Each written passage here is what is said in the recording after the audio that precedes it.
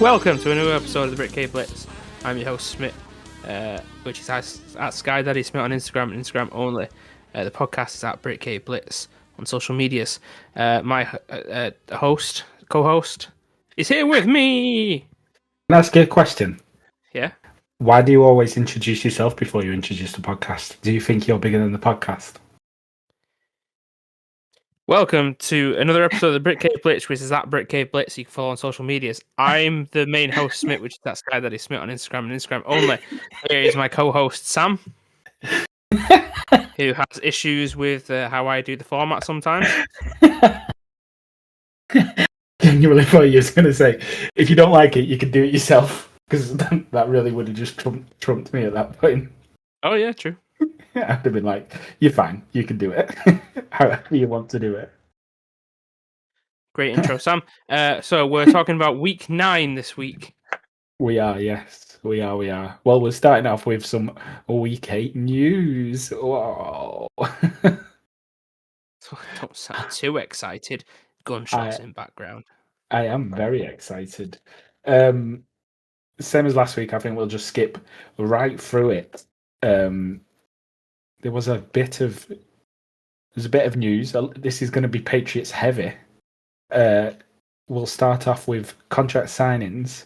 Aiden Hutchinson has signed a $180 million contract, I think, with $141 million fully guaranteed, which makes it the biggest non-QB guarantee ever.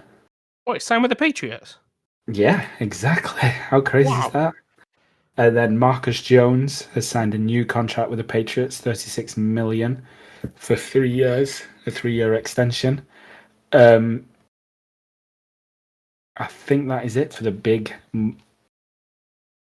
money re-signings. What a news section. Oh, there's more. The Eagles have traded wide receiver John Mechie III and a 7th round pick for cornerback Michael Carter II. So they've not only, and a 6th, so they've not only upped in draft picks, they've also upped in generations, going from a 3rd to a 2nd. I think this trade works for both teams, to be fair to them. Good trade there on both sides. And the Patriots have traded away Kyle Duggar to join his former teammate, that guy at the Steelers. What was his name? Julius Peppers. Jabril Peppers is who it was. Yes, yeah. And Mr. Peppers. I think he has a doctorate of some kind. Dr. Pepper, that was the joke. Fair enough. I mean, for the Patriots, he's good. He's not been great for the Patriots. I can see why the Steelers wanted him. They've just lost their safety, and now they get someone who's used to playing with the other safety they have. So good for them, I guess. And we also got rid of whatever his name was. Can you remember who it was? No, I just know he was on the D-line. It was Keon White. We traded Keon White in a 7th round pick for a 6th round. So we managed to collect another 6th round, taking us to 10 2026 draft picks, all in all. And then to wrap up the news, a bit more exciting, is the Players of the Month. The AFC Offensive Player of the Month was Jonathan Taylor, who's been killing it for the Colts. The NFC Offensive Player of the Month was Jackson Smith and Jigba. The AFC Defensive Player of the Month, 2 days after he just signed his contract, is Marcus Jones of the Patriots. In the NFC Defensive Player of the Month was Micah Parsons for Green Bay Packers. The special teams players for AFC and NFC respectively was Will Lutz, Denver Broncos kicker, and Eddie Pinheiro, San Francisco 49ers kicker. What a news segment, Smit. Dinero, what? Is there anything you would like to add on to that? Not really. Oh, Rattler's benched and Shot. How do you spell his name starting? Shook. Alice Shook. Yeah. Against the Rams defense. Good fucking luck. Franchise QB Spencer Rattler has been benched. Yeah. Yeah, fair enough. I mean, I did say on game day, like watching it, I was like, Saints franchise QB doing Saints franchise QB stuff. Yep. They must be tanking for Manning. Oh, whatever the thing is that they keep saying. Do they keep saying something? There was the same thing. I don't know what. Yeah, tank for Arch. There you go. That's what they're doing. It's all of like the NFL commentators and pundits were saying like people need to start to tank for Arch Manning. So yeah, that's what the Saints are doing. But then what, did they see him play and decide no? There's got to be someone better. He's not even going to go in the draft this year, so I don't know why people keep saying it. Yeah, they saw him play and went, nope. We've got another 3 years before we need to do this. Anyway. Yeah, that was the news. It was the news. How exciting. Maybe next week I'll be more prepared. Doubt it. Shall we go into hot takes, yeah? Sure! Our week 8 hot takes. I think it's your turn to start. Is it? I think it's my week to start. Is it? Yeah. It is my week. It's an odd week. You're usually not here for these. No. This is classed as an even week. I class these as an even week. Because it's week 8 hot takes. Okay. So I am here for week 8 hot takes, and whenever I'm here, I start. But the second we start talking about week 9, you're logging off. You're just closing your laptop. Exactly. Closing my laptop, even though it won't matter because I'm on my computer. Just slam your screen down. I'll still shut my laptop. It won't make a difference, but I'll still show it. Anyway, my first hot take of the week is Kyle Pitts is the best tight end. It's not that. Daniel Jones has a better chance to win the MVP than Jonathan Taylor. Oh, I don't know about that. I think Daniel Jones has a chance I think he's the biggest chance for winning comeback player of the year, but I don't think MVP. And not, but this is my point: is I don't think Daniel Jones is going to win. I don't think he's going to win MVP. I don't think he's close to winning the MVP. But obviously, there's a big talk about Jonathan Taylor winning the MVP. My reason, the reason I'm saying it is because I think Jonathan Taylor is really far away from winning the MVP. We'll start it off with Derrick Henry never won it in his amazing year. Barkley didn't win it last year. And obviously the Colts are revolutionized, and a lot of that goes down to Jonathan Taylor. But the eyes of the voter, one MVP always favors the quarterback, doesn't it? Because they're quite seen as the most valuable player on the team. The other thing is Daniel Jones joined that team, and that team got better. I'm not saying it's because of Daniel Jones. I'm just saying that those are the facts. That team was not good last year, and Jonathan Taylor was already on that team. One of the factors into that team becoming good, or one that team became good, and Daniel Jones joined. Now, if Saquon Barkley can join a team and turn them into the best offense in the league and have an outstanding year and not win the MVP, I don't see how Jonathan Taylor is capable of doing that. And that's why I'm saying Daniel Jones has a better chance of winning it. Because again, it always favours the quarterback anyway. I would argue that the Eagles were still competitive before Barkley joined, and he just upped their level. The Colts weren't. Yeah, but I'm saying is like you can see how there's a direct correlation between the Eagles becoming the best offense in the league and Saquon Barkley joining. Jonathan Taylor was already there. If he wasn't there and he joined and he's doing what he's doing now, he would be in for a better shout. Yeah. The problem was he was already there last year when they were bad. And he was still great. Do not get me wrong, he was still great. But it's not. You can't look at that and be like, signing Jonathan Taylor was the best thing that happened to the Colts this year. Okay. That's the point I'm making. Okay, Anyway. I understand it. Because yeah, as far as I'm aware, like, isn't Jonathan Taylor in the running for like a running backs version of the triple crown, like Yeah, exactly. rushing touchdowns, rushing yards, and what would the other one be? Carries. Okay. Yeah, but I mean, he is, but I just don't think those things unfortunately factor in. Okay. The problem to I me is mean, the naming of the award. It shouldn't be called the most valuable player because then obviously people view the player as the value to the team, and running backs are never valued anywhere close to what a quarterback is valued. yeah. So it's very difficult for a running back to win it, despite them doing what Jonathan Taylor is currently doing. Yeah. I mean, yeah, I get it. I think I think he's a definite for offensive player of the year, but I get what you mean about the MVP. It is always skewed to the quarterback position. Well, it's Yeah. rare for anybody else to get it. I think it was 2012, wasn't it? Was Adrian Peterson was the last running back to win it. Damn. The thing is he came off an ACL tear and set up record-setting numbers. So it's kind of like it makes it more impressive. I'm not saying like in the eyes of the voter, because the voter needs to think about the person they want to vote for, don't they? So there's got to be a reason as to why they're being thought about. Yeah.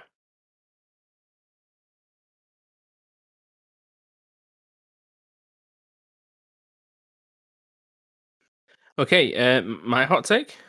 Yes, you can go on to your hot take. Oakley dokley. Okay, my first hot take is that oh shit.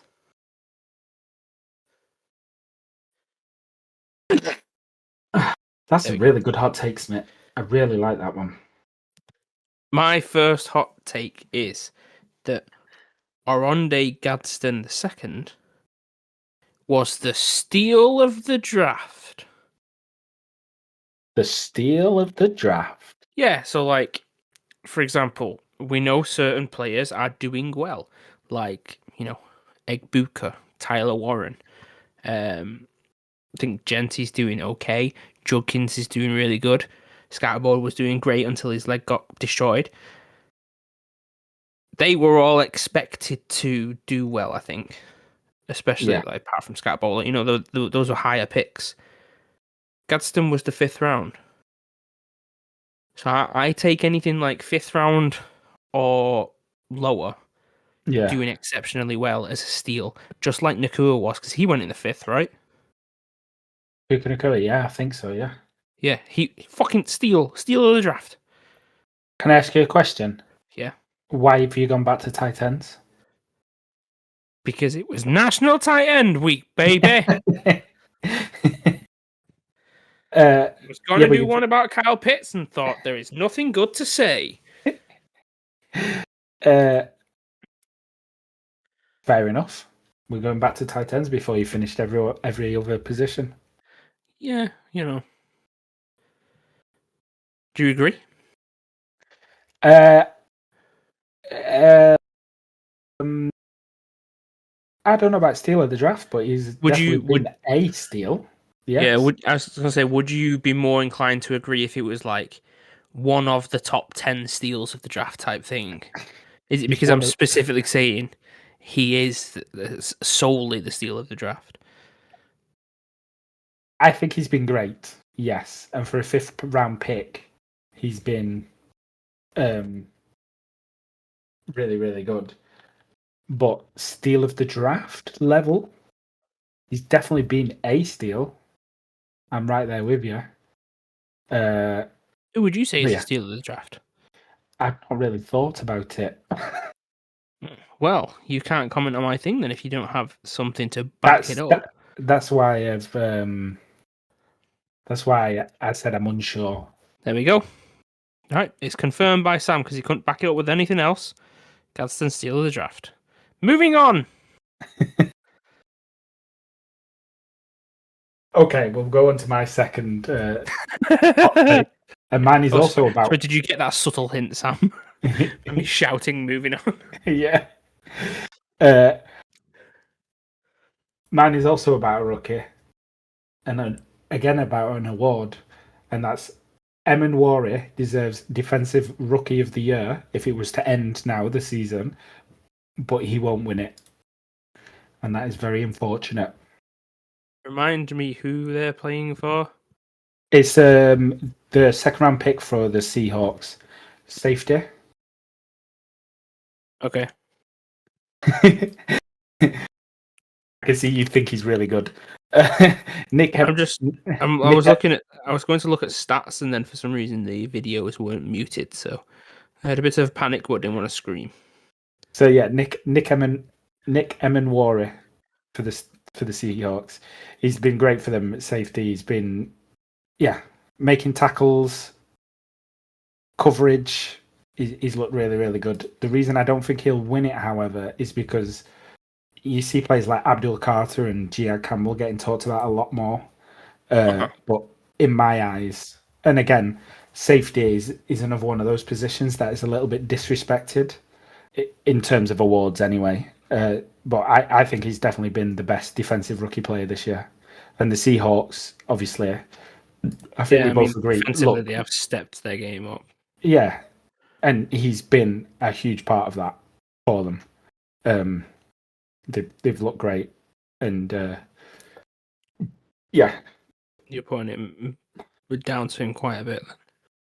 Yeah. I'm not saying it's all down to him. I think across the board they've improved, but he's definitely been a revelation for them. I don't think they were expecting him to make as big of impact as he has so far, and he's looked great. The reason I put him higher than Abdul Carter and Jihad Campbell, for example, is while those two players are great and have been great, I don't think they've had so much of an impact on the team as Emin Warriors. Okay. Oh yeah, I get you. My hot take number 2 is Mr. Dallas Goedert will finish. Is he a tight end? Yeah, he is. Oh, fair enough. Why are you doing tight ends again? Eagles won. Because it was National Tight End Week, baby! Tight Ends Day. I think it started on Thursday. I know, because I put tight end touchdown bets on and they came in. So I think I know it was to do with the whole week of gameplay. It's still called National Tight Ends Day, just so you know. Mr. Dallas Goedert. Yes, Mr. Dallas Goedert. So my hot take number 2 is Mr. Dallas Goedert will finish the year leading the league in receiving touchdowns. Full stop. Out of everyone, or just tight ends? No, he already is.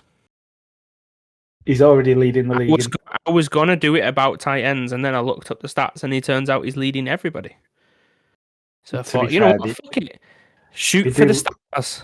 They do love those little pitchy flicks to him, don't they? Yeah. I did think the way they've been playing this year, I think it's going to be true. They're not throwing it to their actual wide receivers. They're just giving little pitches to him. Yeah, so I think that is a hot take. It is sizzling. It's spicy. It is a hot take. I don't know if I can agree with it. All right then. He leads the league. No, but that's what makes it a hot take. Yeah, I mean the fact that he's already leading is a surprise to me. So I like it. I would have thought someone like Amon-Ra St. Brown or Devontae Adams would be leading. Nope. But Dallas Goedert, good for him. He's got as many yards gained as he has touchdowns because he gets thrown the ball on the 1 yard line every time. So out of receivers, he is leading by 0. with Amon Ra. Oh right, okay. So they're both on the same amount. Yeah, 7. Oh, nice. I mean, impressive. I like the hot take. But we'll move on to my final hot take. I've avoided talking about this team this whole time, right? Wait, Because I'm scared. The Jets? I'm always so scared to talk about my own team Oh, when it your comes to team. hot takes. But this is a hot take. May? Is it a Drake May hot take? No. I wouldn't dare. No, his head's going to explode as he leaves the tunnel. That's my boy. This is hot take because I'm a Patriots fan, but I want to bring us down to earth a little bit. The Patriots will become exposed if we make it to the playoffs. This is just down to the fact that obviously we're playing fantastically. We look great, but we do have the easiest schedule. We've lost.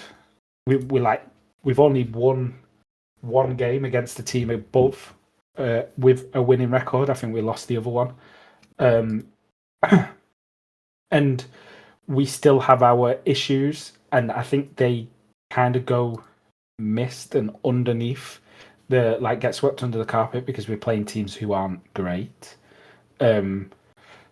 Obviously, Drake May got sacked 5 times this week, and he still managed to put up numbers, but he was playing against Brown's secondary.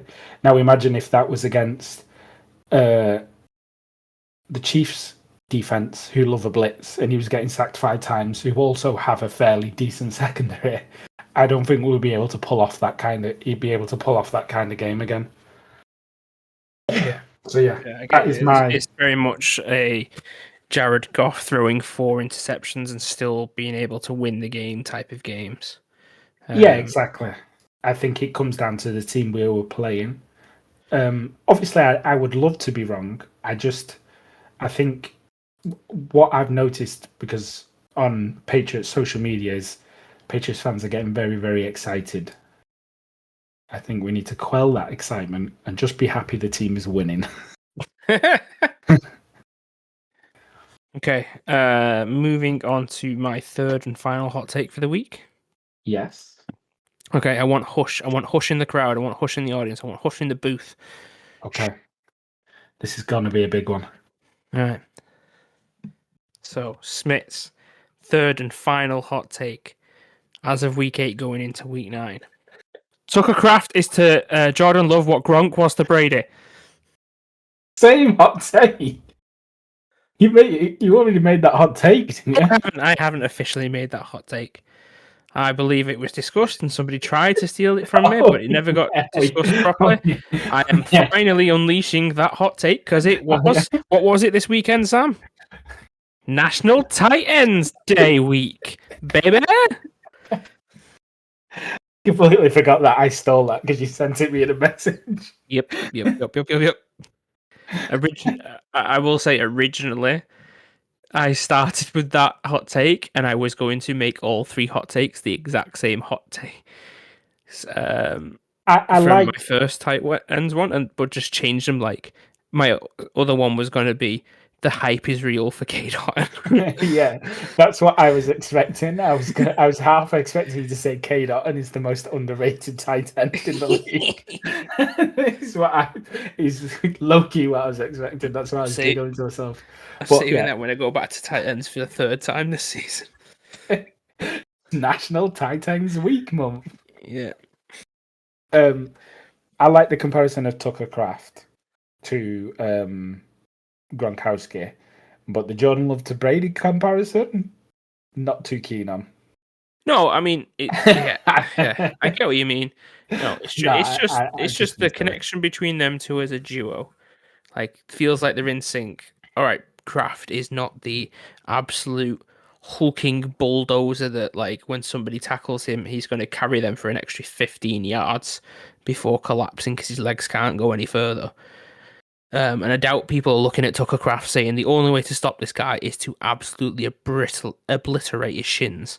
But yeah, no, the way that those two are connecting, considering the past few years, we have been like, there is no standout receiver for them. Like they all just mix and match. There's no like standout wide receiver one, and even with them taking a receiver in the first round, it still doesn't feel that way. But yeah, I like the I do like the comparison. Their connection is really good at the minute. It seems to be whenever Jordan Love needs to get the ball out, and he can always trust Tucker Kraft to make some form of a play on the ball. I also like how he clearly knows Tucker Kraft's catching abilities. He always manages to put it in a place where he can reach it and the defensive player can't. So yeah, which, like you said, was very similar to the connection between Gronkowski and Tom Brady. He is also a yard after catch monster. Yeah, he is. Yeah, No, he is a yak beast. So I think Jordan Love owes him a lot for his yards. 100%. I don't think Jordan Love should be in the he's the guy conversation without this connection. Here we go. Right, I just looked it up. So I'm just going to go through some of the yards. Like Amon-Ra St. Brown currently has 538 yards. 215 of those are yards after catch. So that's less than 50%. George Pickens is 685 yards with 192 yards after catch. Jamar Chase is 720 with 356. You've got Njigba is 819 with only 188 yards after catch. So all of them less than 50%. Yeah. Tucker Kraft has 469 yards. Would you like to take a guess at how many yards after catch? How many of those are yards after catch? Give me 2 seconds. Let me guess. Let me guess. You can look it up. The other game, yeah, he had a 15. All right, so just going down to simple math, I'm going to calculate maybe 336. I'm just processing all the games that I remember. and remembering when he caught it and how many yards he gained. I think it's about 336. Yeah, I just, weirdly enough, it's exactly 336. You really like Tucker Kraft. Simple maths. Simple maths. Which is crazy. There you go. Almost 66% of his yards are yards after catch. So yeah. Insanely, 4th in the league for yards after catch yards. Oh no, it's more than 66. 72% of his yards a yard after catch. Wait, can you look up the percentage of Bijan's? Because his is for receiving 413 and his yards after catch is 386. You say look it up. I'm just using a calculator, mate. Calculate it then. It's 93%. But the running back ones make sense because they just get thrown in screens, don't they? Yeah, how the fuck is A-Chain's receiving yards is 235 and yards after catch is 301? Because they'll be backwards. Oh, you're right. Oh my god. See, every time he gets thrown a screen, he'll have to run an extra 4 yards before it starts classing as positive yards. But yeah, anyway. That is insane. Every time Tucker Kraft gets the ball, it's a first down and a half. Yeah, 15.6 yards. How did you know the number? Are you looking up? You cheat. Yeah, I've just looked it up. I was telling you about his yards after catch. Yeah, but not his average yards. God. So that means, on average, he gets thrown the balls. He gets thrown the ball at 4 yards and runs another 11 every time he's thrown the ball. Oh yeah, that was hot takes. Yeah, it was. It was. Sorry, I was having a drink. Let's move on. Let's move on to week 9, shall we? And talk about week 9 based on the results of week 8. Would you like to tell me who is on the bye? Take it away, Smit.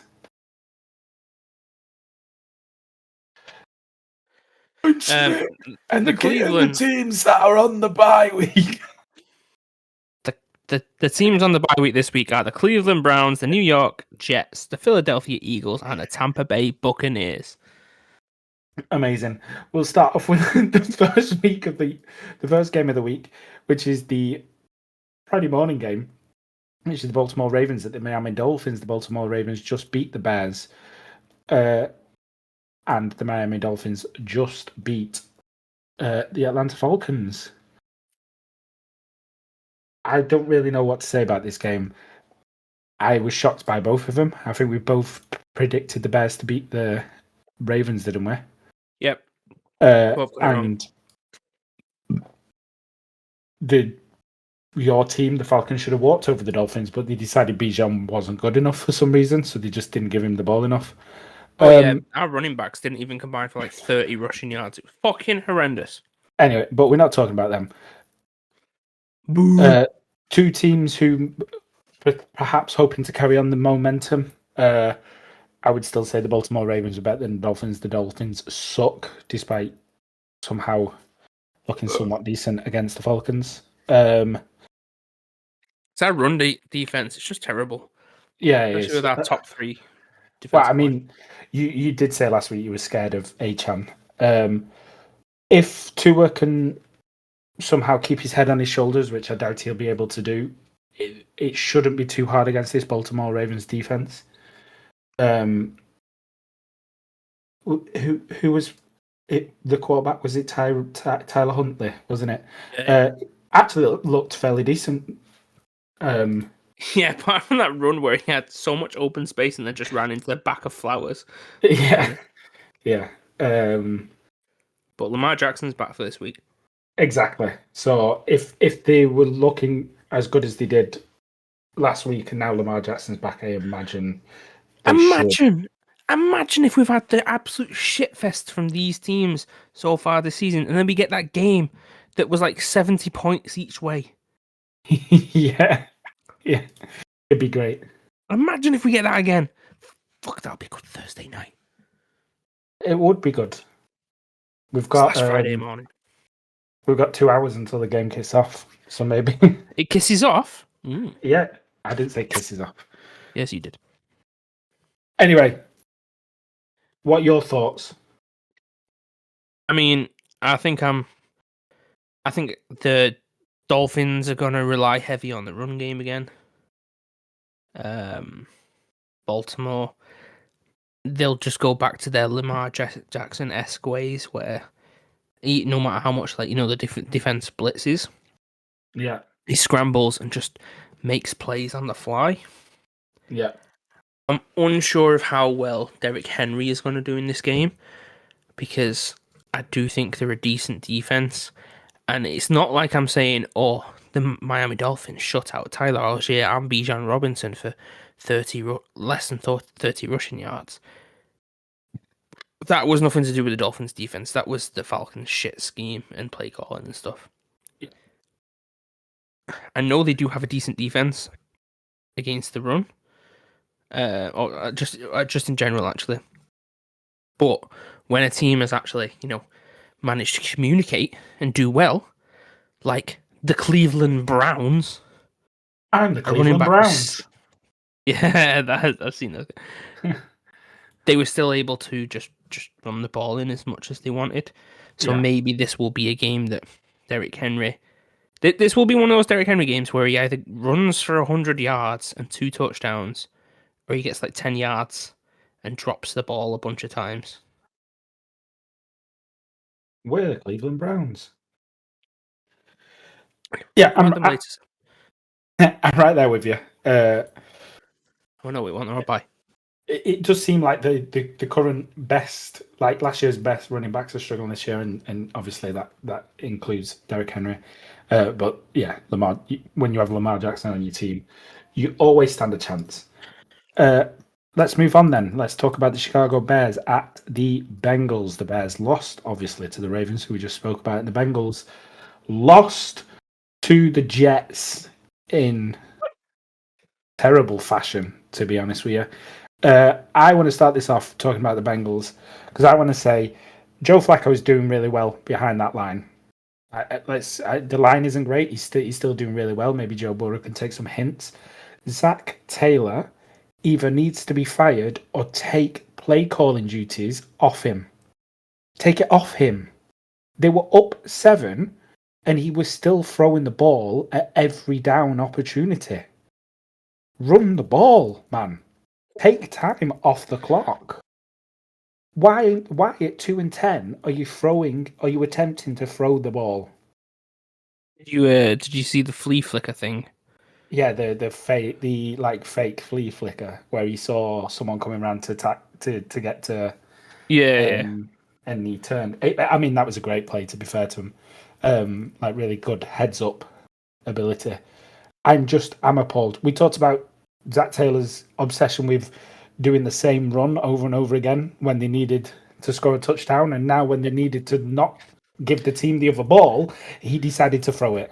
Yeah, so he must have heard me when I'm running it too much. I'm just going to only pass it from now on. Yeah, unbelievable. they need to take play calling duties off him, because what the fuck was that about? It's shocking.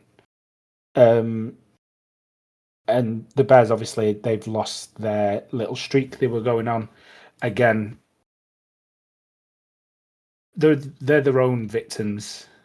Penalties.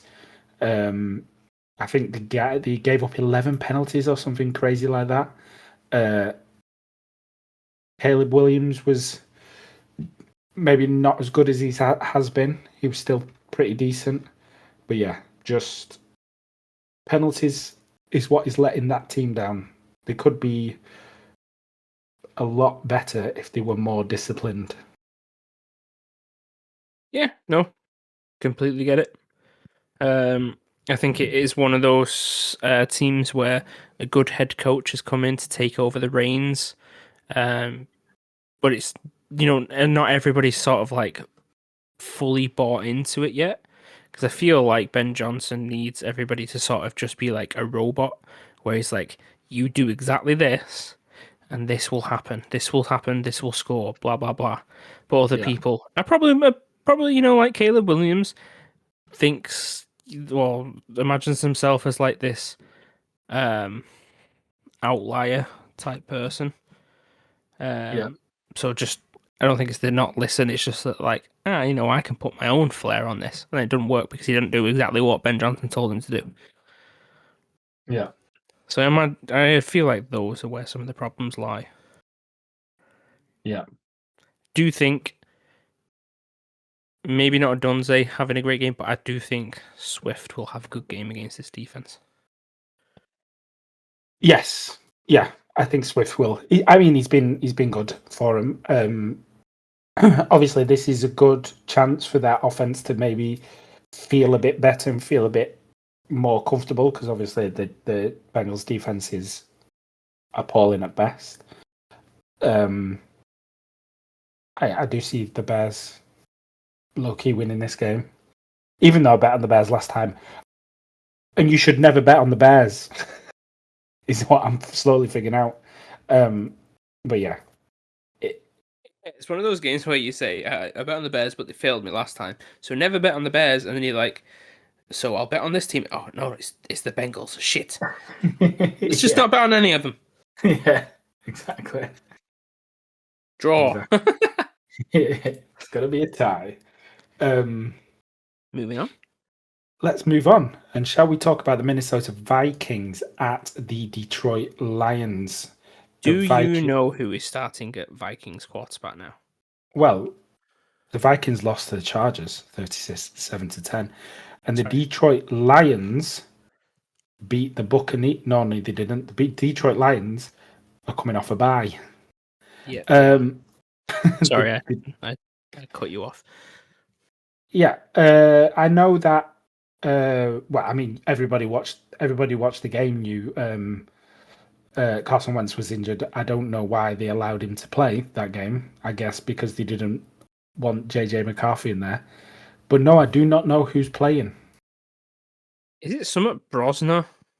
Max Brosmer.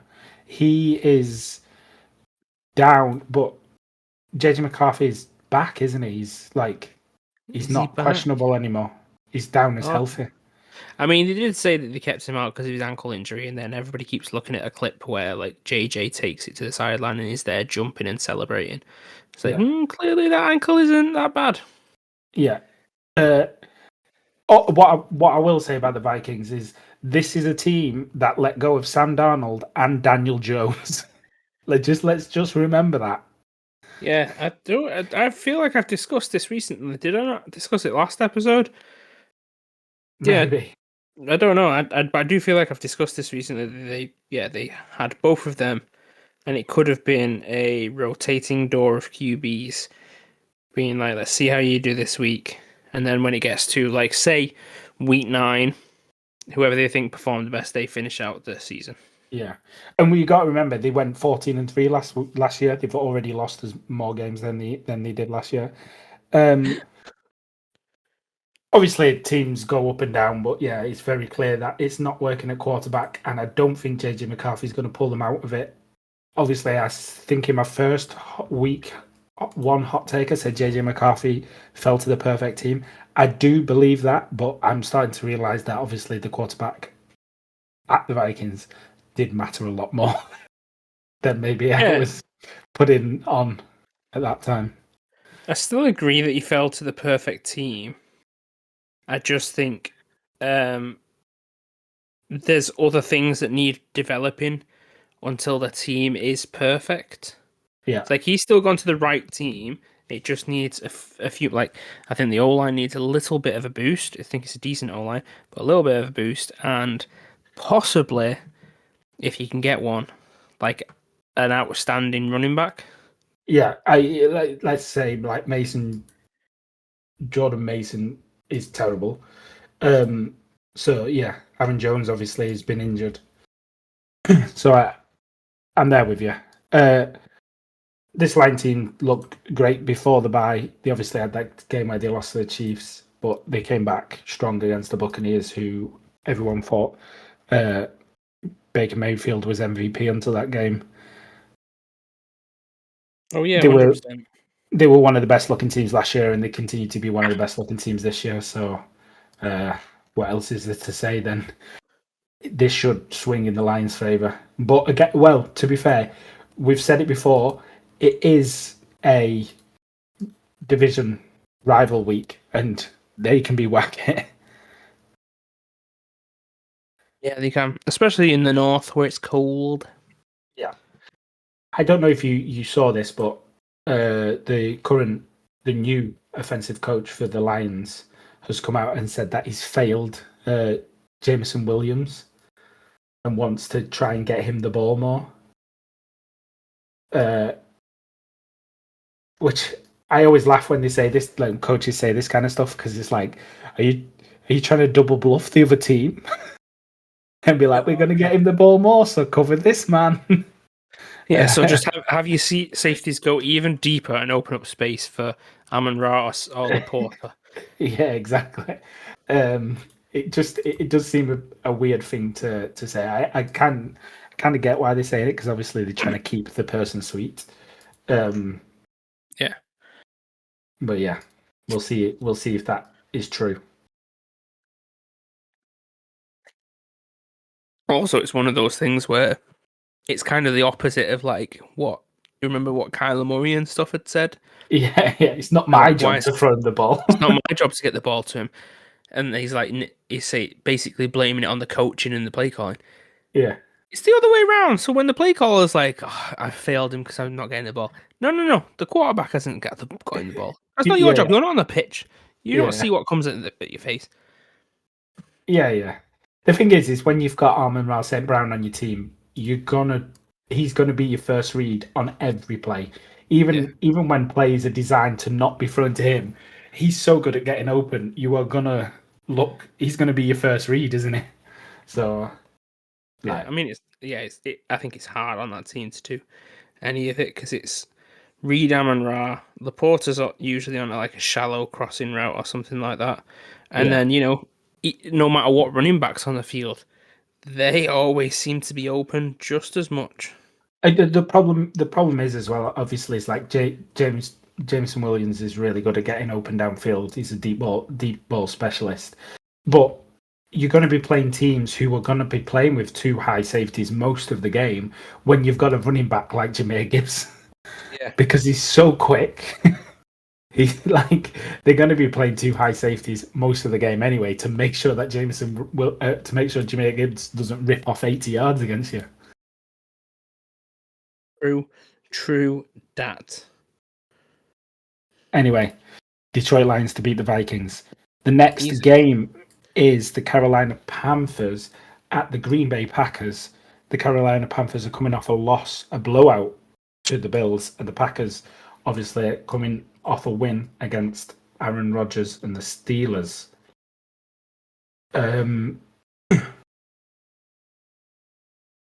We've had it rubbed in our face a little bit of how much of a good game Jordan Love had, just because obviously we know a Packers fan. He did have a good game. Let's not pretend he didn't, even though we love winding up Greg a little bit. Did he? Or did the team have a good game and he was just there? The team definitely had a good game. He did have a good game. He looked really good that game. Like, there's no doubt about it. It was playing the Steelers defense, who are determined to make sure that they have a 9-8 season this year. And then obviously on the flip side of it, you got the Panthers, who seem to be having a somewhat decent year this year, and then got absolutely blown out by the Bills. I think the Bills just wanted to stamp the throat on someone, and unfortunately it was the Panthers. Yay! Oh wait. I don't know. I don't know if the Panthers can win this game. Obviously, like we said, they've been a much better team this year. They've looked fairly convincing in the games that they've won, both sides of the ball, I guess. The Packers are unfortunately a much more complete team. Yeah. How come? So Andy Dalton obviously started the last game. Was that just because they didn't want to start Bryce Young? Or was Bryce Young injured? I don't think I remember him being injured. I don't remember seeing anything about him being injured. Same. But I'm just trying to understand why they would do that, considering they won 3 in a row with Bryce Young. Panic? It just seems a bit of a weird choice. But I think they'll probably end up going back to Bryce Young this week because Andy Dalton is injured. Oh, is he? Yeah. Poor Dalton. Poor Andy Dalton.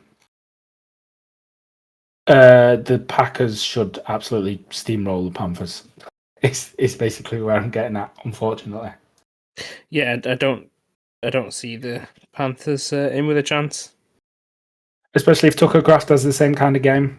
143 receiving yards, 143 of them were after he caught the ball, I think, as well. Yeah. I mean, yeah.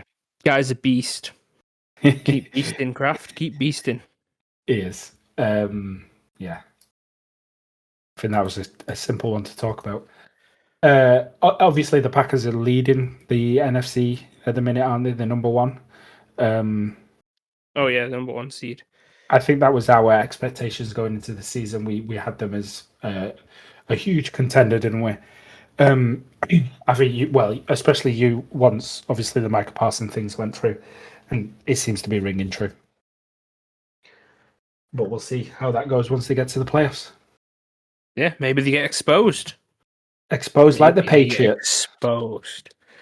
Moving on to the Los Angeles Chargers at the Tennessee Titans. The Los Angeles Chargers will beat the Vikings and the Titans.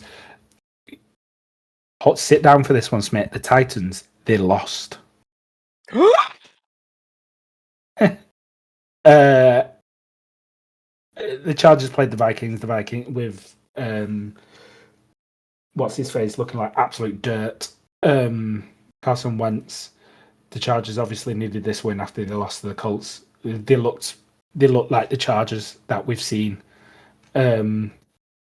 previously. They look really good. Obviously, Herbert was great, did everything he needed to do, and they've found another running back somehow in Vidal, who came out and had over 100 rushing yards somehow. What I said to I think Mitch and Tony that I was like, I did draft him in fantasy because I thought if there is going to be one coach who knows about running backs, it's going to be Harbaugh after he's took over this team. So he had some faith. Didn't happen his first year. He got minimal and it was like kicked with 10 yards. And obviously, when he's been given his chance, it is fucking working. And Joe Alt was back. I feel like that absolutely improved both offensive sides of the game, like both run and pass. Yeah. But they've got I think the Chargers have a lot of like making up to do after how they started the season, and then kind of tripped and fumbled. Yeah. So I think they've got some making up to do. This will be a game that they're going to put 40 points on another team to just sort of assert dominance again. Not even being like, oh, we can win this. This is like, we are challengers. We dare anybody to defy us. Titans. Whew. You know, sometimes when you need to get smacked in the face for a bit of reality. Titans are trash. I mean, there's no way to put trash. They're ass. Yeah, they ass. I think they are like bottom 3 in every single stat. And it's unfortunate, obviously, because Cam Ward was first overall and he's gone to a terrible team. And you can only do so much for that team. He obviously just doesn't have the weapons. The running, like Tony Pollard, isn't doing too much to kind of alleviate some of that pressure on him. We'll say one thing. Obviously, Tony Pollard not doing great, but Tajay Spears looked good. Yes, he did. My point being is like, it's getting to the point where it's like kind of like we can keep saying that it's not Cam Ward's fault, and I don't think it's Cam Ward's fault, but it's not like he looks amazing. He's got his few like flings here and there. Yeah. But it's not. Yeah, I get what you mean. Like you're not sitting there thinking, yeah, despite this team looking like trash, you can see the upsides to Cam Ward. He's definitely one of the better players on the team, and he's definitely not trash. I just don't think he's overly great. Yeah. And that's unfortunate, because I do want first overall picks to succeed. Unless they go to one of the teams I hate, which is every team. I thought you don't hate my team because we let you have the Oh yeah. I don't hate the Falcons, you're right. Yeah. But yeah, no, this should be an easy Chargers win. It should.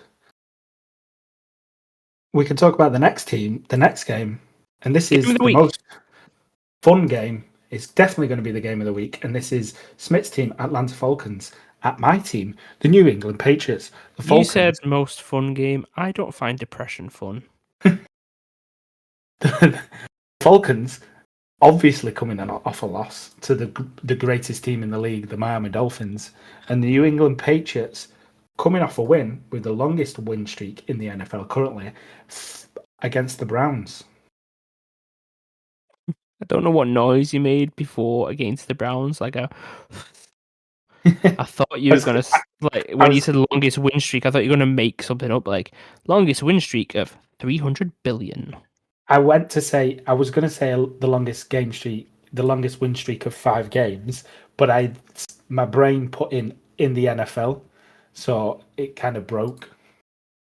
Okay, well, Doug, hopefully you get Henderson in the game, and because we are just like those. If you compare the D line to like doors. We would be those swinging doors in a old school Western saloon that you just like tap and it just full on swings open. Springs everywhere. There's a slight breeze. Yeah, I mean, obviously, what I will do is I'll talk about the Patriots and you can talk about the Falcons. Henderson actually had a decent game this week, which is great because I benched him.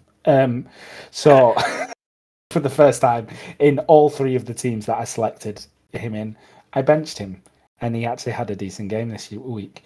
Perfect. It was a little bit scary for us because obviously we let through Miles Garrett 5 times. Miles Garrett is the best rushing end at the minute, so it's not too much to worry about. He had a lot of praise. Garrett had a lot of praise heaped on to Will Campbell, despite beating him twice. But despite those 5 sacks, we did look really, really good. Again, like I said at the beginning, we're playing we're playing worse teams. We've got a very easy schedule at the minute. I think this run in for a little bit is going to be. I think we've got the Falcons, the Buccaneers, and then a few weeks after that, we got the Bills. Once we played those teams, I think that's when we can decide on how we're looking. But I'm looking forward to this game. I don't want to say that we'll win. I don't go into any game, still don't go into any game thinking that we'll win. What an exciting time to be a Patriots fan, is all I can say. How are you feeling as a Falcons fan? Not very good. I'm gonna help you talk about the Patriots as well. Look, Yeah. Will Campbell's looking good. I feel like the only times he is I wouldn't even say bad, but like you watch it and you're like, oh, there's the rookie on the line. Is when he is against these 5-star experienced players. Because I'm pretty sure when he's been against some like what you would consider 5-star players, but they ain't got much experience, he's still able to give them a run for the money type thing. But when it is somebody like Miles Garrett, it's like there was one clip that I saw where the tight end was next to Will Campbell, and the tight end like engaged before releasing and going. Instead of Will Campbell engaging as well, he still backed off into pass pro and gave. So the second the tight end let go of Garrett. Garrett was again in open space, so he could run around. So if he would have just engaged, I think he would have had it handled, and that's something that obviously you will get with experience.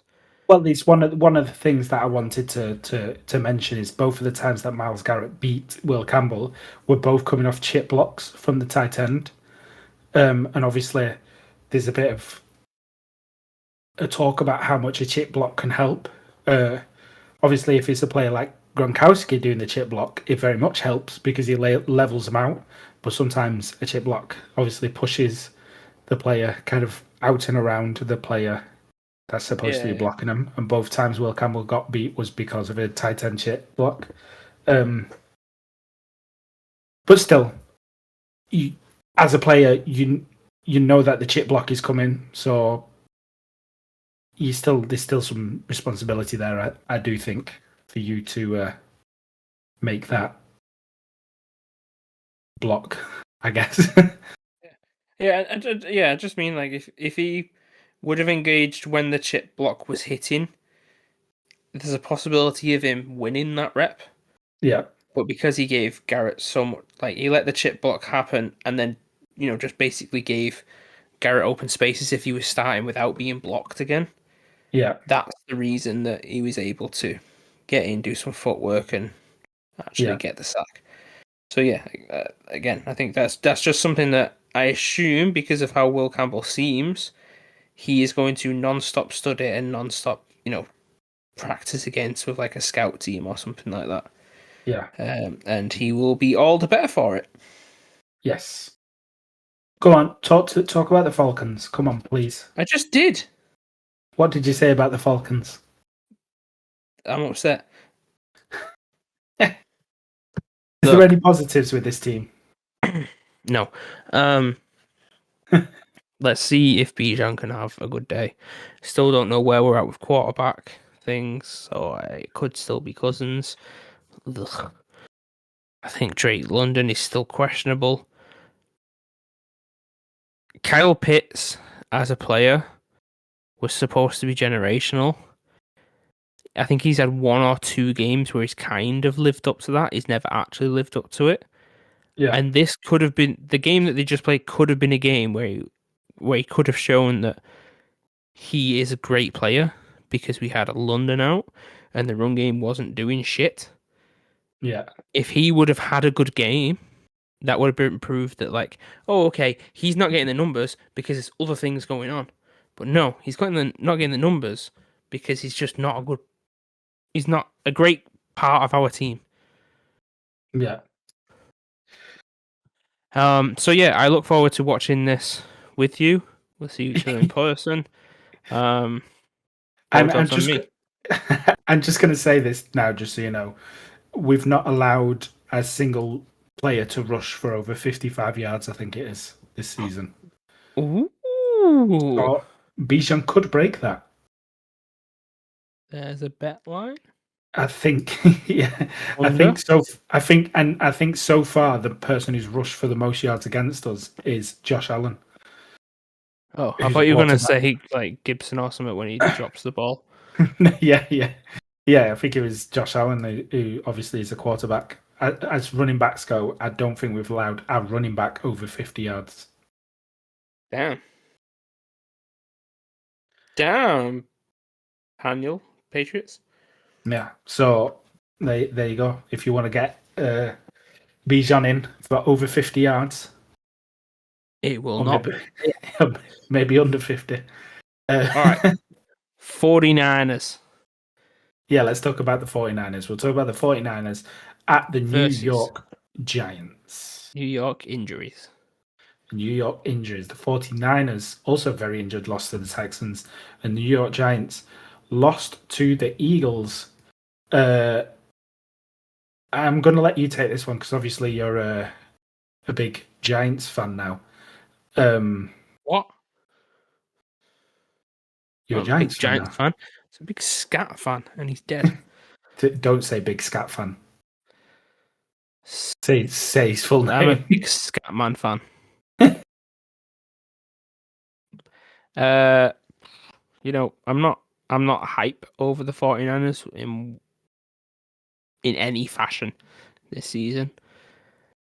I hope that the Giants actually do a bit with Dart. I mean, we did say that we think it's a weakened defense, but there are players who are actually managing to step into that role and fill the void with Fred Warner out. Yeah. It is their offense that is the struggle. Maybe this is the Giants' defense that can put them on their arse and just be that team that doesn't allow them to score, and they only have to score a field goal more, and they've won the game.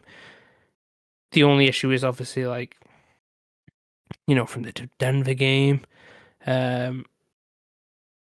they feel competitive for a long time, and then they just can't push through that fourth quarter. Yeah. I don't know how the run game is going to look as well with just Tracy back there. I want to have faith, given that last year he was he 1,000-yard rusher or all-purpose 1,000 yards? All-purpose 1,000 yards. He was just shy, wasn't he? I think he was 900. I was a massive fan of Tyrone Tracy. I'm really shocked seeing a lot less of the ball this year. I had him down to really have a great breakout season. I get it though, because obviously Scatterbo's such a high morale player as well. He's absolutely fantastic for that team. But yeah, to have Tyrone Tracy as the person you're falling back on is great.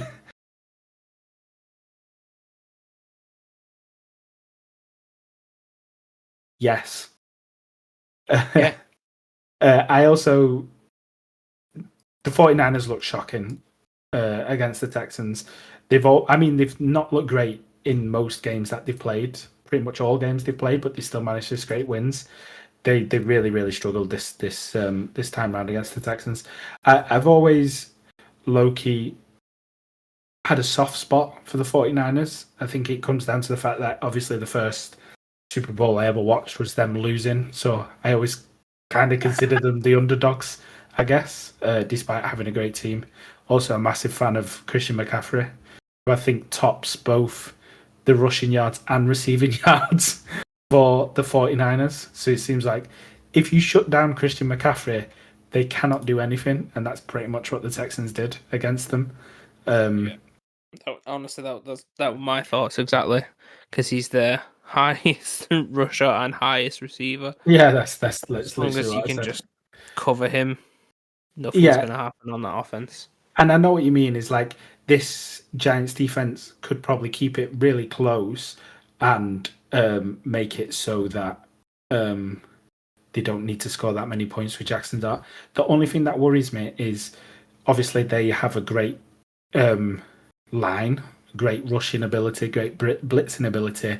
49ers and especially Christy McCaffrey love a screen, and that is perfect against that Yeah, type true. of defense.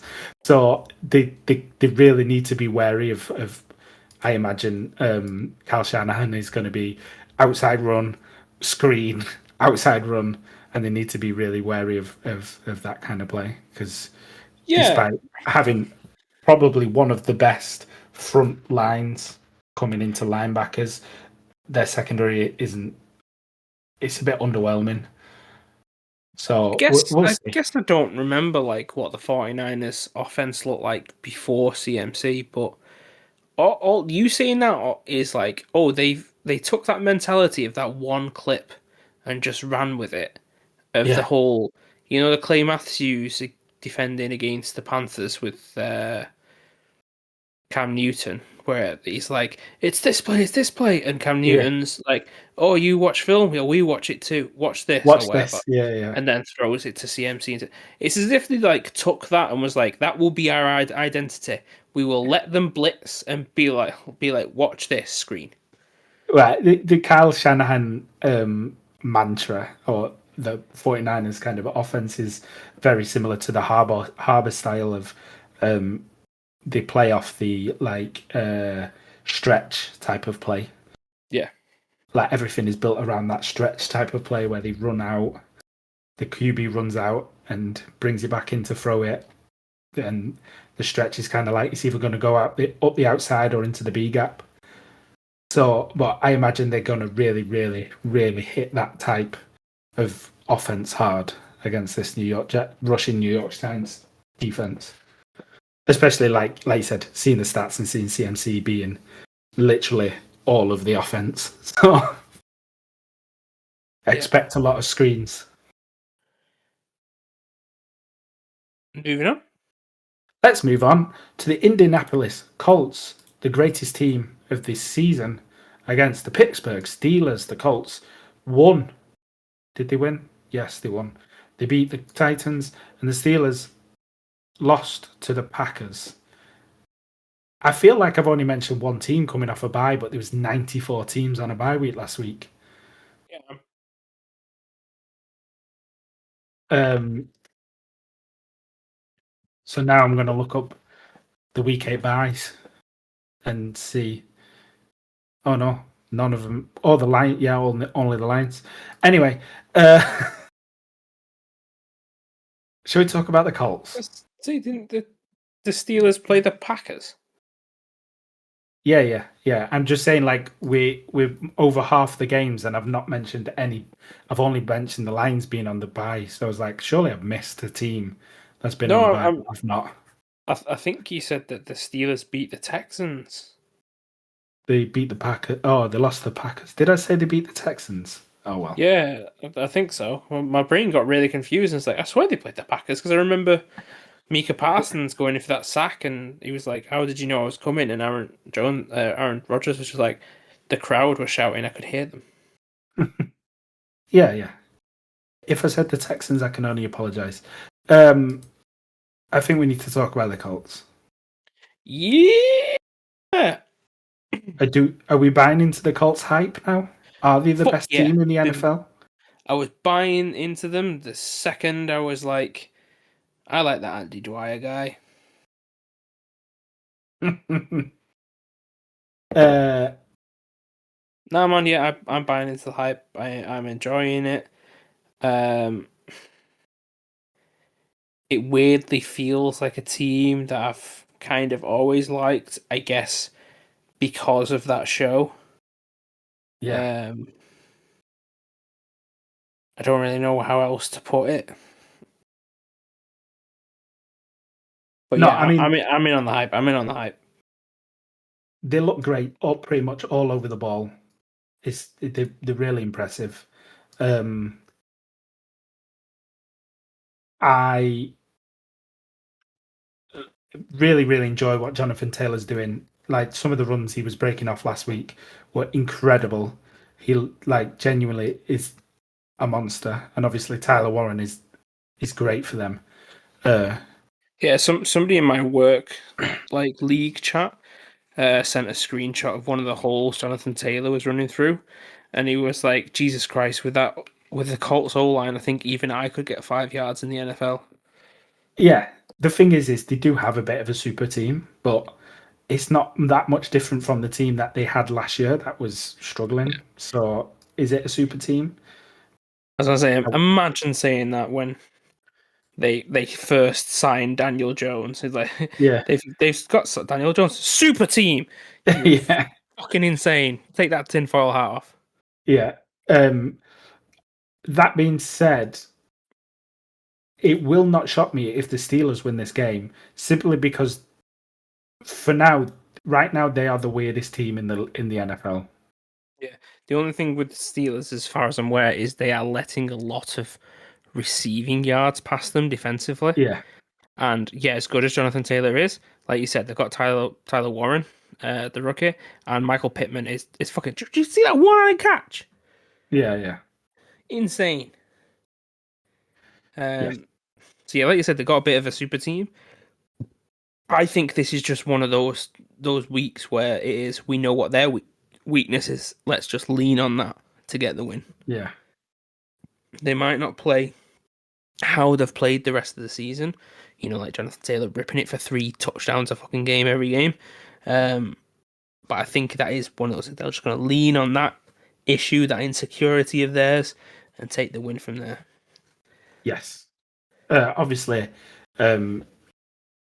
the Steelers have lost their starting safety, so they've had to steal one from the Patriots. So I can see the Colts going with a much heavier passing attack this time round. Yeah, definitely. And you know, like I'm a enjoyer of Jaylen Warren as a running back, but I do think the way that this old line operates, he doesn't always get the holes that he needs. Yeah, And I didn't think too much of this defensive line for the Colts, but it does seem to be a good run stopping defense. yes, And yeah, Aaron Jones has proved that this year all he's going to do is throw the ball to huge, freakish individuals like Aaron. DK Metcalf and tight ends. So Aaron when did Rodgers, not Aaron Jones. I was going to say? So when did the Steelers sign a running back to the quarterback position? God, that's like the third time that I've made that mistake, but the other times I stopped myself. That's why the second you went, I was like, shit, I said it. I said it, didn't I? Let's move on to the Denver Broncos at the Houston Texans. The Denver Broncos coming off a destructive win against the Cowboys, and the Houston Texans coming off a somewhat destructive win at the 49ers. Just let you know, this is a prediction game. Okay, wonderful. The Denver Broncos looked really good against the Cowboys. We've had a lot of praise for that Cowboys offense, and they handled it pretty well. However, they obviously lost their biggest piece during the game, and now we don't have Pat Satan for this game. But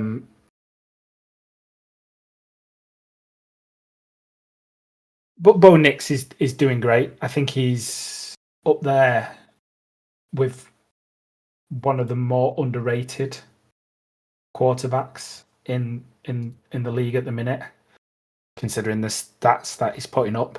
He's a bit of a touchdown machine. And obviously the Broncos are 6-2. And I'd also like to point out that they moved up to first, even though someone said that the top two wouldn't move around much. Who said the top two wouldn't move around much? You? No, it didn't. Yeah, you did. When I said the Chiefs will go to the playoffs. Yeah, and they were in third. Yeah, and you were saying that the Chargers and the Broncos, and the Chargers were first and the Broncos were second, would not swap. Yeah, I meant the two people in first and second. I don't mean they will stay as first and second. I meant the first two teams will stay as the first two teams. It doesn't matter what order they were. I just meant the Chiefs weren't going to get in the second or above. Sure. Whatever you say. I'm gonna punch my mic. Whatever you say. Yeah, look, like when I first saw this game, I was like, this is going to be a heavily defensive game. But out of the two teams offensively, it feels like the Broncos are the ones who can handle the pressure because they've got a good O line, whereas the Texans don't. So the second pressure goes on, I feel like they're going to fold and collapse. Stroud can't get the ball out to where he needs to, and that will be their hindrance that stops them putting up points. I do have extreme faith in this Texans defense, especially with Bo Nix. I know he can have those games where he turns into Bo Picks. This can be one of those games because of how good this defense is. It doesn't matter how well he places that ball, somebody could undercut that route because of how well schemed they are. But to me, it's just gonna be one of them where like Denver. This could be one of those games where it's like it ends 6-0. Yeah, it's literally just 2 field goals to Denver, and that's it. I'm right there with you. I do really like this Texans defense. They're probably the best defense. Well, I mean, I think statistically they're the best defense, aren't they? So I think we say every week it's impressive how few points they allow. I think they're currently averaging 14.7 points per game. So the offense only needs to put up pretty much 2 touchdowns to win a game. Just to win a game. So it's crazy how good this defense is. It's incredibly impressive. But like you said, when it comes to the offensive side of the ball, I think the Denver Broncos slightly edge it. But yeah, this will definitely be a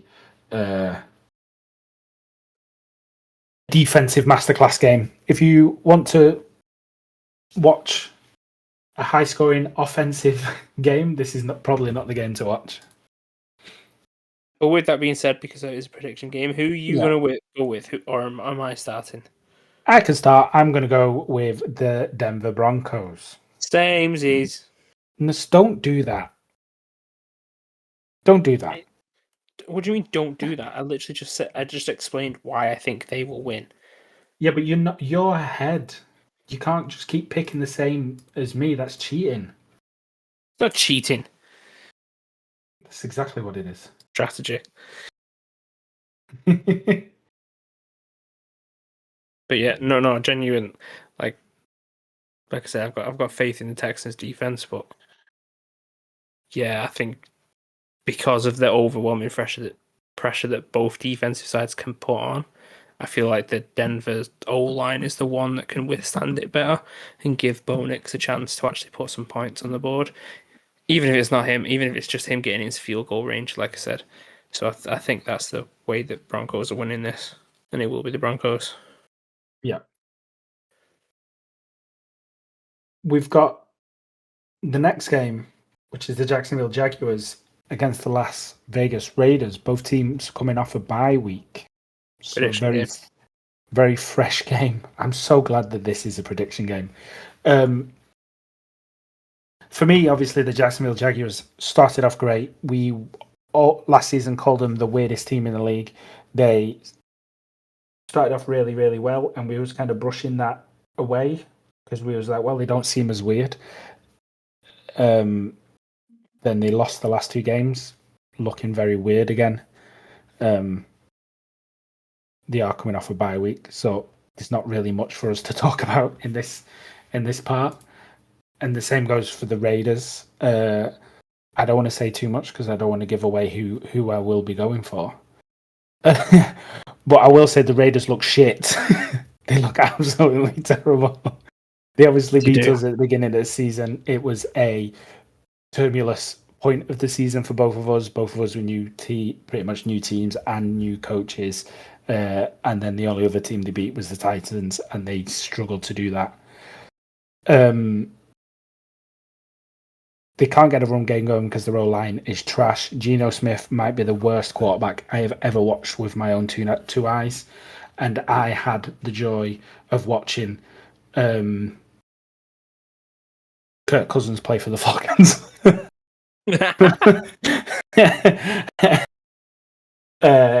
But that doesn't mean the Jacksonville Jaguars aren't an extremely weird team who keep saying shit like, oh, Travis Hunter is the best wide receiver. We're going to get the ball more to him, and then just don't throw him the ball.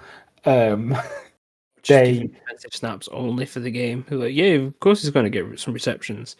Then never play him on offense, and that way they can be like, haha, we get money from all the bets that they put on because he wasn't out of the game. Yeah, and then playing for 70% of the snaps, offensive snaps, but targeting him for 10%, and then also playing for the 50% of the defensive snaps. Just a weird team overall. They have obviously Etienne Jr., who looked unbelievable in his first few games, and then only give him the ball, I think, less than 10 times in the last game they played. So, strange team. Very strange team. Yeah. All right. It's your turn to go first again, yeah? Yeah, sure. You go first. I think I will be going with the Jaguars. And I'm not doing this. There's multiple reasons I'm doing this, but I'm going to go with the Raiders. I'm going to go with the Raiders because I want us to go for different teams. I just cannot put myself on the side with the Jacksonville Jaguars. Is my issue. Genuinely, I thought, you know what, I should go for the Raiders. But I wonder if he will still go with the Jags. And it turns out you're never going to go there. Nope. I've been hoodwinked. You have been hoodwinked. The next game is the New Orleans Saints against the Los Angeles Rams. Obviously, this is the worst game of the week. The Rams are going to win. The Saints lost to the Buccaneers and got absolutely destroyed, and the Rams come off a bye week. So there's not much to talk about there. Our next game of the week is the Kansas City Chiefs at the Buffalo Bills. Prediction game. Some would call this the game of the week. It's not. It's Falcons at Patriots. It is the Falcons at Patriots. That was going to be my point. And the also thing is everyone knows how this game is going to go. I'm not going to say that because obviously overtime we predict it. And I don't want to spoil it. But the Chiefs beat the Commanders last week, and the Bills beat the Panthers. Tell me what you're thinking, Mr. Smith. I am scared for the legacy of the Bills, and that we're going to get another season where the Chiefs are contending for the Super Bowl, and we might have to watch the Chiefs in the Super Bowl again. This was my hot take, and you laughed it down. I hate the thought. I hate the thought as well, but it was still my hot take. What I will say is, I think right now this is MVP 1 and MVP 2, isn't it? In the betting odds, Mahomes being first and Allen being second. I thought you were talking about Allen and Rice. Yeah, exactly. It's actually James Cook and Travis Kelce. Oh, Kareem Hunt. That's it. Yeah. There's something that I saw, and from the Bills, I think it's Josh Allen has gone from being the person who threw the most deep balls last year to throwing deep balls on less than 10% of his dropbacks, which is, I think it currently makes him. I think only Dylan Gabriel is worse in deep ball attempts. They need to like get somebody this week. They need to get it before the deadline ends. Which obviously is a test. Like it's a testament to the team, to the wide receiver room. James Cook is obviously having a great season, proving why he was worth that contract. Josh Allen is still Josh Allen. He might not be doing as well as he did last year, but he's still pretty much pulling this Buffalo Bills team by its neck to places it probably shouldn't be at the minute. But it's like you said, it's the Chiefs. And it's very scary at the idea that they are probably number one contenders at the minute because Patrick Mahomes is playing just like Patrick Mahomes usually plays. I don't get it. I don't get it and I hate it. I don't get it and I hate it. It's getting to the point where when Patrick Mahomes first came in the league, obviously, Brady was still in the league. Brady beat him twice, I think it was. Beat him in the championship with the Patriots and beat him in the Super Bowl with the Bucks. So I had a lot of respect for Patrick Mahomes because I thought he was a great quarterback. Then obviously he went on the winning streak. It got a bit boring, and I was like, "Fuck me, I hate Mahomes." But he's getting to the point where I kind of respect him because he's clearly fucking great. He is at the minute the best quarterback in the league, and yeah, it just hurts to say because you're right, and I was right when I said it last time. They're gonna go to the Super Bowl. No, they're not, because this is a prediction game. And the Bills are going to fucking take this one. The Bills are... It was me to go first. Oh. The Chiefs are going to do it, Sam. Well, I was going to go with the Bills because the Bills always beat them in the regular season, so the Chiefs can beat them in the playoffs. That is how it goes. That's what I was going to say at the beginning. I was just thinking it's Bills at home. It's probably going to be cold. I wonder if it's going to be a snow game. You know it's cold in Kansas City, right? Is it? Yeah, very cold. What, like right now? Or all the time? It's not a hot place, is it? I thought it was a warm place. Kansas City right now is 12 degrees. Celsius? Yeah. Okay, now it's tanning weather. Buffalo is currently 8. So it's not exactly... Shorts weather. At the weekend, it's 14 degrees on Sunday and 11 degrees in Buffalo. So, again, not that much difference. Not that much difference, unfortunately. I know we said our predictions. We talked about it. The one thing I will say is the Chiefs could work on having a better rushing game. And hopefully the Bills can exploit that a little bit. Mm-hmm. Yeah. So yeah, you're still going Bills? Yeah. Right. I will, because I blurted it out. I am going Bills. Yes. Now we look at the Seattle Seahawks playing the Washington Commanders. The Seattle Seahawks coming off a bye week, and the Washington Commanders losing to the Chiefs. I imagine that as like a Family Guy sketch with Stewie Griffin. Yeah. Say Seattle. Seattle. There's obviously not much to talk about when it comes to Seattle because they've just come off a bye week, but they are looking fantastic. And Jigba is the best wide receiver in the league at the minute. Their defense is, like you said, really shaped up, looking amazing. Apart from that one really weird slip-up game against the Bucks where they decided to not play. I don't think that was a slip-up. I think that was just... Baker Mayfield. that was just a slogfest. Yeah. What I do like about this Seattle Seahawks team is that they don't like giving the touchdown to the person who got them to the 1 yard line. Yeah, they don't like, especially on his birthday. Yeah. What they like to do is they like to rip it out of the hands of the person who got them there and give it to a nobody that they're probably going to release tomorrow anyway.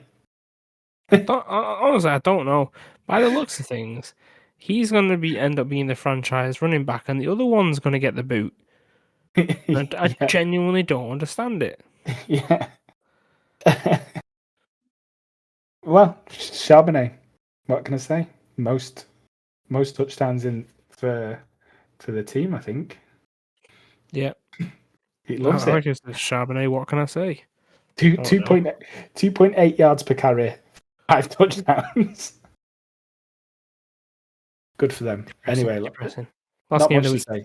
say. Sam Darnold obviously looked great, and then you've got Washington Commanders who were absolutely shocking against the Chiefs. It was Marcus Mariota, wasn't it? Again, do we know if what's his face is back, Mr. Daniels? Because they I need him think he back. changed to questionable, but I don't No, think he's it's not questionable. confirmed he's out. He's not questionable anymore. So it looks like he's going to be playing. He's down as active. They Oh, good. definitely need him back. He's obviously not having as good a season as he was last year, but you would rather have him starting over Marcus Mariota. I mean, true. But I also am of the feeling that, you put him into a game like this with a defense like that, probably going to crush him and he's not going to be available for the rest of the season. Yeah, there's a really good chance. This Commanders team has definitely regressed. A lot of people were, I think, predicted this because it's very much the head coach. What's he called? Dan Quinn. It's pretty much Dan Quinn's mantra is to struggle on his second season. So we shall see. We shall see. We shall. I mean, we've got a friend who's a Seahawks fan. I'm a bit of a Seahawks fan myself. I think that was just down to certain individuals, and then I thought, look at the rest of the team as well. I'm not a fan of one of the running backs. It is annoying. But yeah, no, I think that they take this, and I will enjoy that they take this. Yeah. And that brings us on to the final game of the week, and that's the Arizona Cardinals against the Dallas Cowboys. The Cardinals had a bye week, and the Cowboys lost to the Broncos. Two teams that are very weird. I mean, Cardinals have Kyler Murray back for this game, apparently. He's finished his COD streaming and is available to play. Yeah, because they've been playing Brissett, haven't they, for the last, is it 2 or 3 games?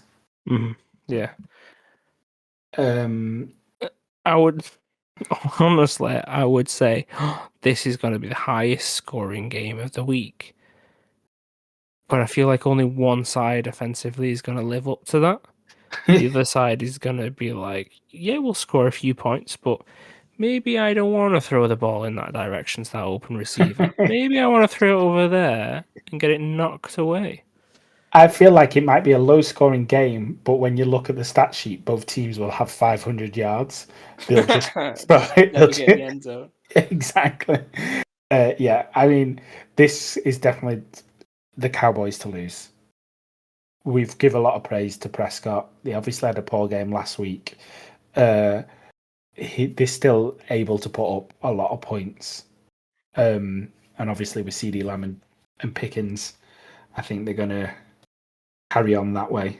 And the second best running back in the league, Javonte Williams, because the Cowboys have a great running offense. Like I've said my whole life. Yeah. I mean, there's a reason that we didn't put it in the news section at the start because it is not news. Just looking at the team stats, they're first in passing yards, they're second in points for. They're obviously a very electric offense, and the Arizona Cardinals are a very shit team. And will let a lot of points in. Has that Will Johnson been playing much? Because he looked unbelievable. I think he was out for a bit with an injury, and I'm pretty sure he came back for maybe the last 2 games, but I'm not sure if he's back in or still injured or whatever again. Yeah, fair enough. Yeah, I can't really say much because obviously Cardinals came off a bye week, so there's not much to talk about there. The Dallas Cowboys lost in a game that we probably expected them to lose because they were playing such a great defense and a great secondary, a great team against the pass, and we all know the Cowboys love to pass. I can't imagine how much being a Cowboys fan must hurt every time you see Micah Parsons doing well. It just goes to show how much they still need him. They would probably be walking the NFC if they kept Micah Parsons. Yeah, definitely. Yeah, because it was one of them where you thought at the start of the season they've got the defense for it because of Mike Parsons and the other pieces and how it's schemed. It's the offense that has the issues. Turns out the offense doesn't have that many issues this season. And then they get rid of their best defensive player. Yeah. And like, okay, we have to have at least one side with an issue. Otherwise, we've got nothing to talk about. And that is Michael Parsons. Until Jerry Jones flips somebody off again. Yes. And that about wraps us up for all the games.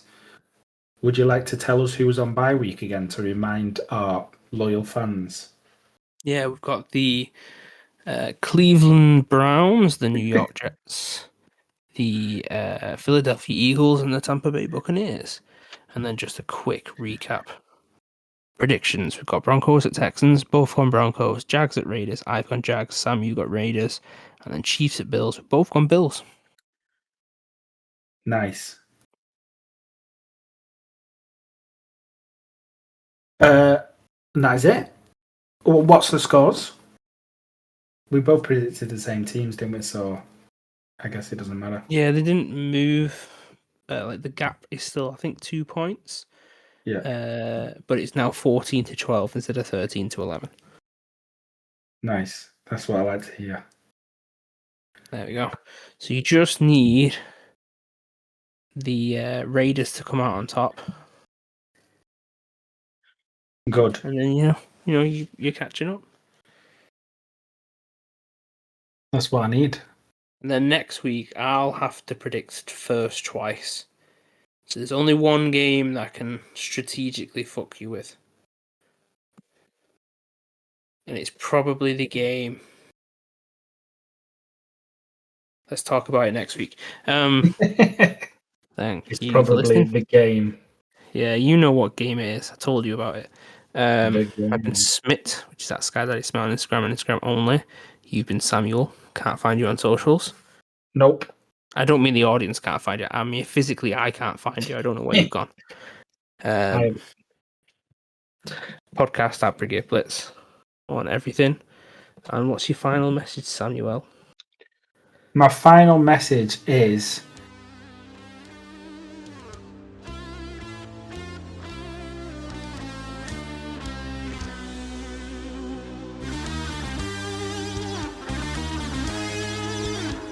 BritCaveBlitz.